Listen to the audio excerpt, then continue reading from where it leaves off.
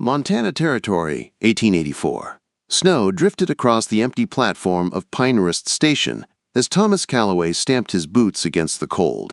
He was 26, with hands tough as leather and a heart that had forgotten what hope felt like. The wind howled through the mountains, cutting through his coat and stinging his face, but he didn't move.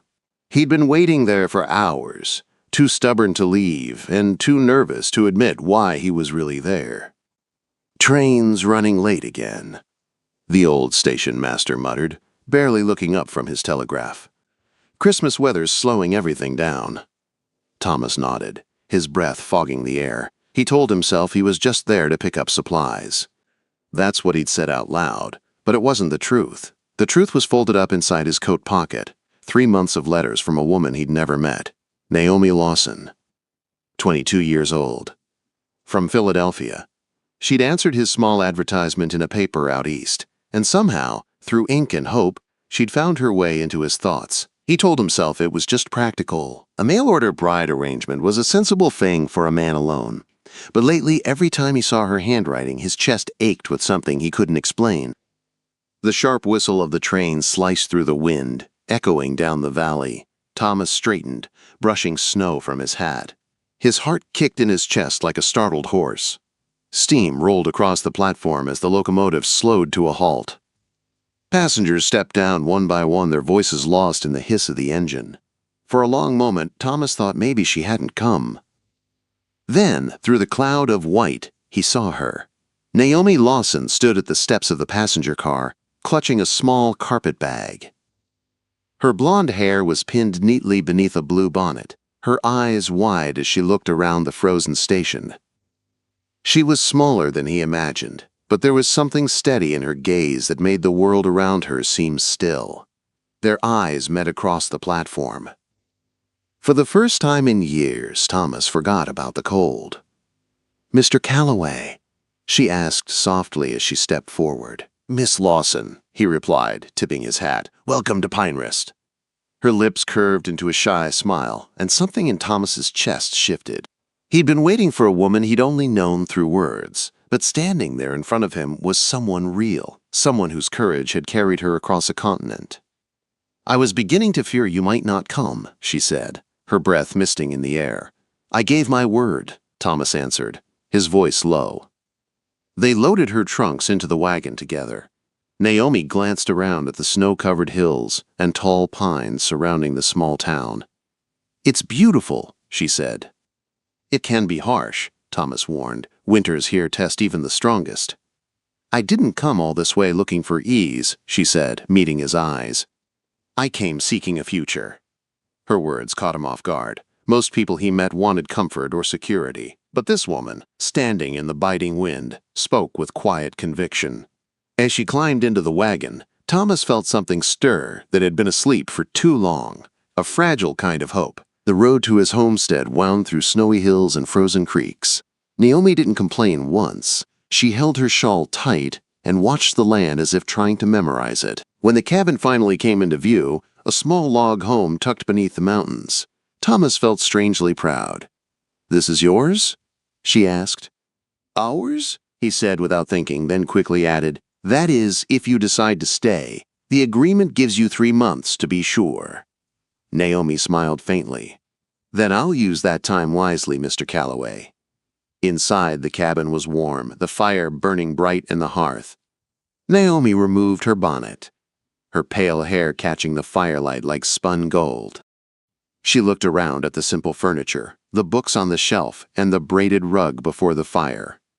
"You have books," she said with genuine delight. "My mother was a teacher before coming west," Thomas said. Naomi traced her fingers along the spines. "So was mine," she whispered, "before the fever took her." The shared sorrow between them hung heavy but gentle, like falling snow. Thomas busied himself fixing supper, wanting to make her feel welcome. When they sat down to eat, the silence was easy, not awkward. Afterward, he handed her a small package wrapped in brown paper. "A Christmas welcome," he said. "Though it's still 2 weeks away." Naomi unwrapped it carefully, a silver brooch shaped like a flower. Her eyes softened. "It's beautiful. It's not much," Thomas said, embarrassed. "It's perfect," she said, pinning it to her collar. Then she reached into her bag and handed him a small gift of her own, a knitted scarf, deep blue and soft to the touch. "I made it on the journey," she said. "You wrote in your letters that you had a good coat but never mentioned a scarf." Thomas stared at the scarf, his throat tightening.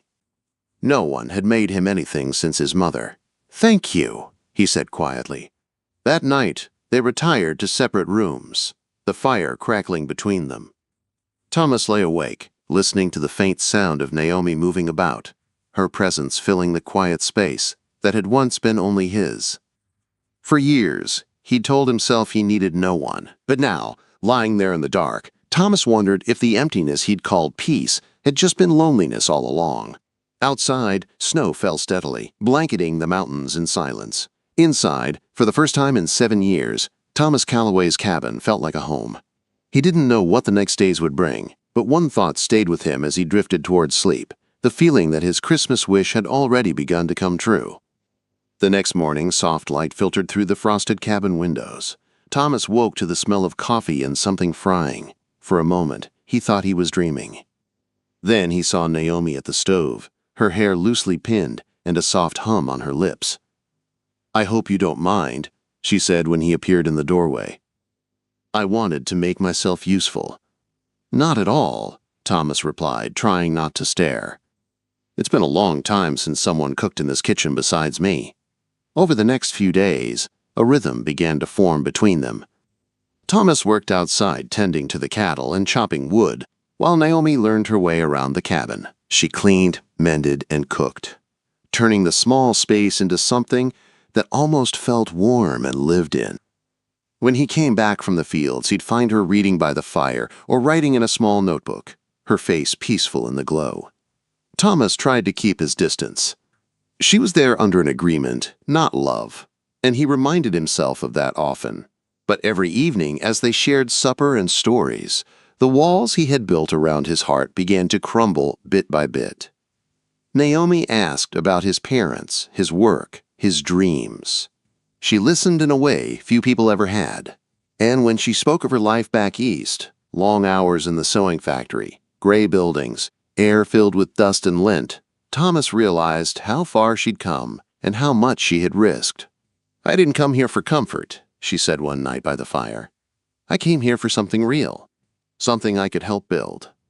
Thomas watched her, her eyes lit by the flames, and for the first time in years he felt seen. Then came the blizzard. It started with a hard wind that swept down from the mountains, rattling the windows and filling the air with a high, cold whine. By nightfall, snow was blowing sideways, thick enough to swallow the world beyond the porch. Thomas added more wood to the fire. "It's going to be bad," he warned. "Will the cattle be all right?" Naomi asked. "They've taken shelter in the ravine," he said. "The worst thing would be wolves. They get hungry during storms." Naomi's brow furrowed. "Shouldn't you check?" He shook his head. "Not in this. No man lasts long out there tonight." The storm raged for 3 long days. Wind screamed through the trees, and snow piled high against the door. Inside, the cabin was warm but tense. They played cards by lamplight, shared meals, and took turns keeping the fire alive. It was strange, the comfort Thomas found in her presence, even as the world outside turned white and wild. On the 3rd evening, Naomi looked up from her sewing and asked, "Why did you send for a bride, Thomas? You're young, strong, and capable. Surely you had other choices." Quote. Thomas hesitated, setting his cards down. "There's a settlement south of here. I've met the women there at gatherings, but none of them." He paused, searching for the right words. "None of them wanted this life." "Not really. My parents built this place together. They worked side by side. I wanted someone who'd choose this life knowing how hard it can be." Naomi's eyes softened. "You give me too much credit. It wasn't only courage that brought me here. Desperation plays its part too." He shook his head. "No, it takes courage to leave everything behind, to trust a stranger, to believe something better might be waiting." For a long moment, the only sound was the fire popping in the hearth. Naomi's gaze held his, steady and bright. Maybe, she said softly, but sometimes you have to risk everything just to feel alive again. When the storm finally broke, Thomas wasted no time saddling his horse. I'll check on the herd, he said, wrapping the scarf she had knitted around his neck. Stay inside and keep warm. Hours passed, and the day faded to gray. Snow drifts reached as high as the fences. When Thomas reached the ravine, his heart sank. An avalanche had trapped the cattle, and wolves had already found them. 3 lay dead. The rest were huddled together, terrified. He worked fast, digging through the snow to clear a path. But as daylight faded, he knew he wouldn't finish before dark, and that meant the wolves would return. The sound of hooves made him spin around, rifle raised. To his shock, it was Naomi. She rode through the snow, a second rifle balanced across her saddle. "What are you doing here?" he shouted. "You didn't come back." She called back, dismounting. "You need help if you're going to save them." "It's too dangerous," he said. "I'm not leaving you," she replied simply. "Now tell me what to do." Thomas handed her his spare rifle. "Can you shoot?" "My father taught me," she said, checking the gun with steady hands. "Though I've only hunted rabbits." "Then aim for the leaders," he said. The wolves appeared as the light faded. 7 gray shapes moving low and silent across the snow. Thomas fired first, dropping 1. Naomi fired next, steady and sure. The pack scattered, regrouped, and came again, the night filled with the sound of gunfire, snarls, and the heavy beat of their hearts. After what felt like hours, the wolves retreated into the trees. The air fell still, except for the rough breaths of their horses and the quiet crying of frightened cattle. Together, they guided the herd home through the dark, both too tired to speak. As they neared the cabin, Naomi's voice finally broke the silence. "I've never been so scared," she admitted. "You didn't show it," Thomas said, his voice filled with respect. "You saved them. You saved me." She smiled faintly. "No, Thomas, we saved them. You said once, some things aren't meant to be built alone.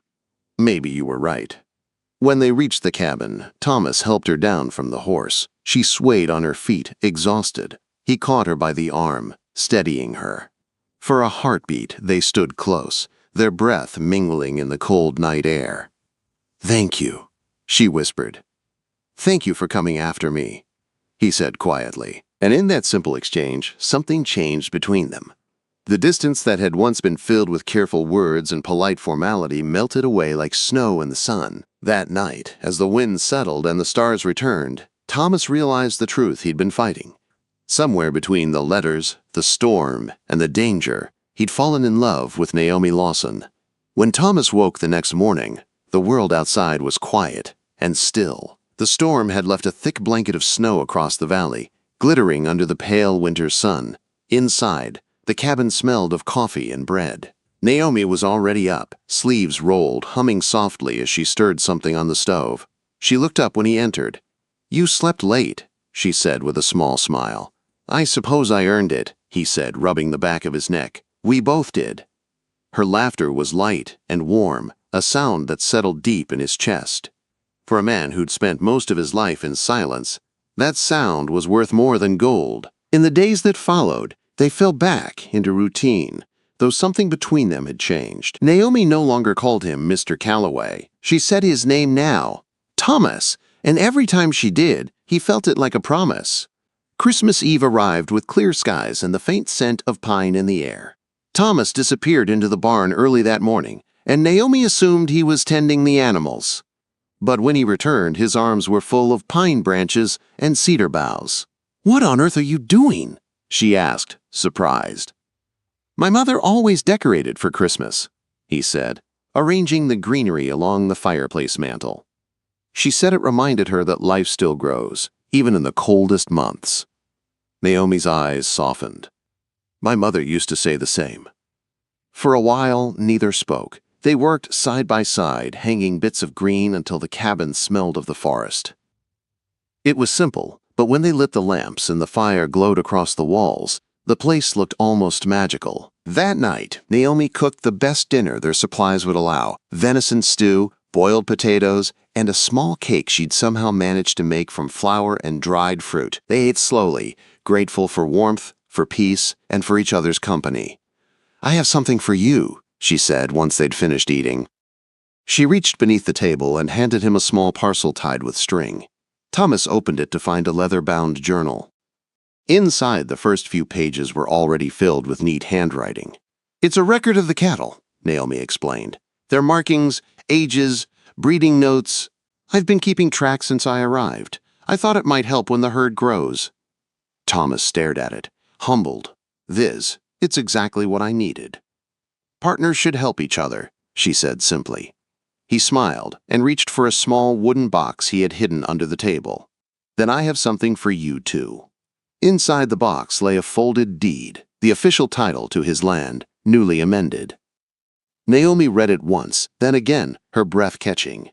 "Thomas, my name is on this." Quote, "It's our home," he said, his voice steady. "If you choose to stay, everything we build will belong to both of us. Equal partners." Tears glistened in her eyes. "Thomas, I already made my choice the moment I stepped off that train." For a long time, neither spoke. The fire popped softly, and the winter wind pressed against the windows. Then Thomas moved closer, kneeling beside her chair. "Naomi Lawson," he said quietly, "will you marry me? Not because of some agreement, but because you've turned this cabin into a home. Because I believe God sent you to me as an answer to a prayer I didn't even know I'd made." Her voice trembled, but her answer was clear. "Yes, Thomas Calloway, I will." When he kissed her, it wasn't rushed or uncertain. It was a promise, a beginning. They married on New Year's Day. The preacher rode in from the next settlement despite the snow, and neighbors came from miles away just to see the young cowboy who had finally found love. Naomi wore a simple dress trimmed with lace, her mother's brooch pinned at her collar. Thomas stood tall beside her, looking at her like she was the only thing in the world worth seeing. That night, after the guests left and the cabin grew quiet again, Thomas held her close by the fire. "You made my Christmas wish come true," he whispered. She smiled against his chest. "What was your wish?" "That someone would step off that train and make me believe in love again." Spring came early that year. The snow melted into bright streams that ran down the mountainsides, and the pasture turned green. Naomi's garden flourished beside the cabin, rows of beans, carrots, and corn growing strong under her care. Thomas expanded the barn, and together they raised fences, mended roofs, and planned for the future. By the time summer rolled in, their small ranch had doubled in size. They laughed more, worked side by side, and dreamed together about what was to come. On the first anniversary of her arrival, Thomas took Naomi to the ridge above their land. The valley stretched out below them, the fields golden in the late afternoon light. "Sometimes I can't believe how much we've built in just a year," she said, her voice full of wonder. "I spent 7 years just surviving," he said. "You showed me what living really means." As the sun dipped behind the mountains, the land glowed in shades of gold and rose. Thomas turned to her and smiled. "You remember that train?" he asked. "How could I forget?" she laughed. "I thought it was bringing me a stranger," he said softly. "Turns out, it brought me home." Naomi reached for his hand, her fingers twining with his. The valley below them, once lonely and cold, now looked like a promise. Together they watched the last light fade from the sky, hearts full and steady. That Christmas, 1 year later, laughter and warmth filled the cabin again, this time joined by the cries of a newborn baby wrapped in Naomi's arms. Thomas looked at his wife and their child, and felt that old wish echo through his chest. He had prayed for a partner. Instead, God had given him a family. And every year after, when the morning train rolled through Pinehurst, Thomas would stop his work and watch the steam rise into the clear winter air, remembering the moment everything changed, when a cowboy's Christmas wish truly came true.